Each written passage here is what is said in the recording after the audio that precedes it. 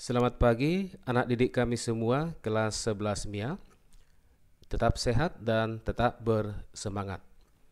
Pada kesempatan ini, materi pembelajaran kita adalah mengenai penerapan atau aplikasi dari hukum Bernoulli, yaitu pada Teorema Torricelli. Teorema Torricelli disebut juga dengan hukum Torricelli atau prinsip Torricelli. Baik, pembahasan kita akan segera kita mulai. Pastikan kalian semua tetap fokus dan perhatikan dengan serius. Pembahasan kita adalah mengenai Teorema Torricelli. Sebelum kita bahas lebih lanjut, ada dua hal yang perlu kita ketahui, yaitu yang pertama, Teorema Torricelli menyatakan bahwa kecepatan semburan air melalui lubang yang terdapat pada sebuah tangki air terbuka sama dengan kecepatan gerak jatuh bebas. Yang kedua, Teorema Torricelli merupakan penerapan dari hukum Bernoulli. Baik, kita lanjutkan. Perhatikan gambar yang berikut ini. Ini adalah sebuah tangki yang berisi air dalam keadaan terbuka. Kemudian pada salah satu dinding daripada tangki ini terdapat sebuah lubang yang kecil. Ketika lubang ini dibuka, maka air yang ada di dalam tangki itu akan memancar keluar. Itulah yang disebut dengan kecepatan gerak jatuh bebas oleh Torricelli. Ketika air memancar keluar, maka suatu ketika nanti akan menyentuh permukaan mendatar dan mencapai jarak pancaran maksimum. Baik, kita akan membuktikan bahwa kecepatan air memancar yang kita buat di sini sama dengan V2 itu sama dengan kecepatan gerak jatuh bebas. Menentukan kecepatan semburan atau V2.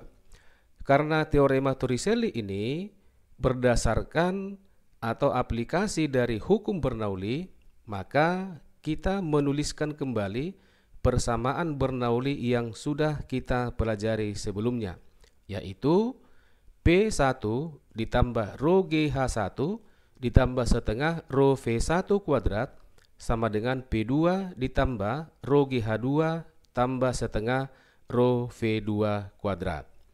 Kemudian kalau kita perhatikan gambar ini, kita mengukur ketinggian sekarang adalah dari permukaan horizontal ini. Sehingga ketinggian permukaan atas itu sama dengan H, yaitu yang ini. Sehingga H1 ini itu sama dengan yang ini.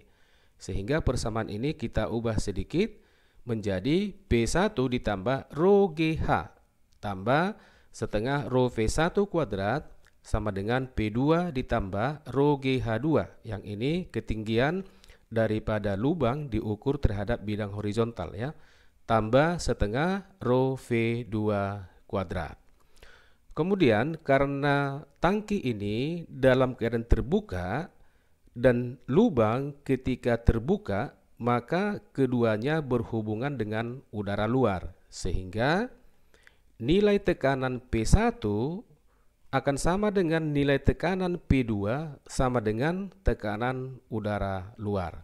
Sehingga P1 dan P2 ini akan saling meniadakan. Maka persamaan ini menjadi rho GH tambah setengah rho V1 kuadrat sama dengan rho GH2 ditambah setengah rho V2 kuadrat. Nah, selanjutnya kita buat asumsi, yaitu luas permukaan bagian atas atau luas permukaan tangki A1 itu jauh lebih besar dibandingkan dengan luas permukaan daripada lubang. Sehingga nilai kecepatan V1, yaitu kecepatan turunnya permukaan air pada tangki, itu jauh lebih kecil dibandingkan dengan kecepatan air memancar. Sehingga nilai kecepatan V1 bisa kita anggap sama dengan 0. Maka V1 yang sama dengan 0 ini kita masukkan ke persamaan yang di atas, maka persamaan ini menjadi rho GH ini sudah menjadi 0 sama dengan rho GH2 ditambah setengah rho V2 kuadrat. Kita perhatikan persamaan ini, ruas kiri dan ruas kanan itu sama-sama dikalikan dengan rho atau massa jenis air. Sekarang kita habiskan dulu rho-nya. Maka persamaannya menjadi G kali H dikurang G kali H2 sama dengan setengah V2 kuadrat. Kemudian ini kita keluarkan G-nya, maka G dikali dalam kurung H dikurang H2 sama dengan setengah kali V2 kuadrat. Di mana H yang ini dikurang dengan H2 itu sama dengan yang ini, yaitu sama dengan H1. Sehingga GH1 sama dengan setengah V2 kuadrat. Maka dari persamaan ini kita bisa membuat persamaan kecepatan V2, yaitu V2 itu akan sama dengan akar dari 2 dikali G dikalikan dengan H1. Maka ini sesuai dengan kecepatan gerak jatuh bebas, di mana G adalah menyatakan percepatan gravitasi dalam satuan meter per sekon kuadrat, dan H1 yang ini adalah jarak lubang dari permukaan air dengan satuan meter. Baik, kita lanjutkan untuk menentukan jarak pancaran X. Yang ini ya. Untuk menentukan jarak pancaran X, tadi kecepatannya V2 sudah kita peroleh persamaannya. Nah, sekarang tinggal waktunya. Berapa lama air itu ketika memancar sampai di permukaan horizontal. Waktu yang dibutuhkan air sampai menyentuh bidang mendatar yang ini itu sama dengan waktu gerak jatuh bebas, di mana persamaan waktu untuk gerak jatuh bebas adalah T sama dengan akar dari 2 kali H, yaitu H2, karena jatuhnya air itu dari ketinggian H2, diukur dari bidang mendatar, dibagikan dengan percepatan gravitasi. Sehingga kita akan bisa menentukan atau membuat persamaan jarak mendatar X, yaitu X sama dengan V2 dikalikan dengan waktunya. Sehingga X akan sama dengan V2 akar dari 2 kali G kali H1 dikalikan dengan akar dari 2 kali H2 dibagikan dengan G. Kita perhatikan di sini, kalau kita kali yang ini dengan yang ini, maka nilai percepatan gravitasi itu akan habis, ya. Sehingga persamaan X itu akan sama dengan 2 dikali dengan H1 dikalikan dengan H2. Sebagai contoh, kita perhatikan yang nomor 1. Ini adalah sebuah tangki yang terbuka, ya, ketinggian permukaan atas terhadap bidang horizontal itu sama dengan 145 cm. Kemudian ketinggian lubang diukur dari bidang horizontal itu 20 cm. Tentukanlah bagian A, kecepatan air memancar dari lubang. Bagian B, jarak pancaran X. Dari gambar ini bisa kita tuliskan bahwa H sama dengan ketinggian permukaan air, ya, diukur dari bidang horizontal. H sama dengan 145 cm yang ini. Kemudian H2 sama dengan 20 cm. Jarak lubang dari permukaan air berarti dari titik ini sampai ke atas. Yang ini, ya, ini kita buat sama dengan H1. Kita sesuaikan saja dengan gambar yang di sebelah kiri ini. Maka H1 itu sama dengan H2 H dikurang H2, berarti 145 dikurang 20 sama dengan 125 cm.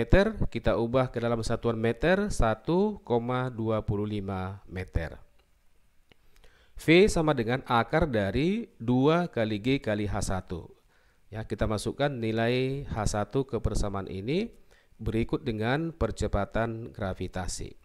Sehingga V akan sama dengan akar dari 2 dikali percepatan gravitasi, karena tidak disebutkan di soalnya, kita pergunakan nilai 10 ya, dikalikan dengan 1,25.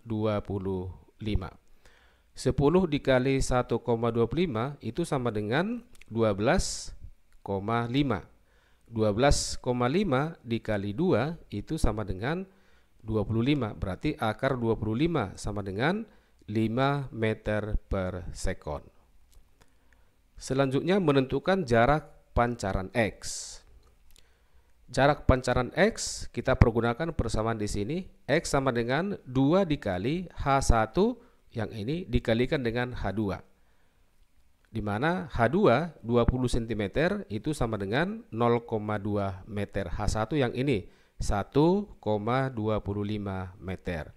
Sehingga X atau jarak pancaran terjauh itu sama dengan 2 dikali akar 1,25 dikali 0,2 itu sama dengan 2 dikali akar 0,25. Akar 0,25 sama dengan 0,5 dikalikan dengan 2, berarti nilainya sama dengan 1 meter. Berarti jarak pancarannya yang ini itu sejauh 1 meter.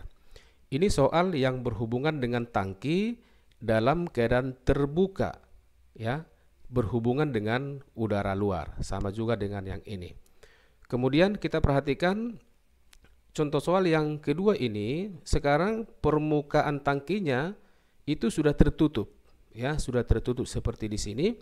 Berarti tekanan di sini bagian atas itu tidak lagi sama dengan tekanan udara luar.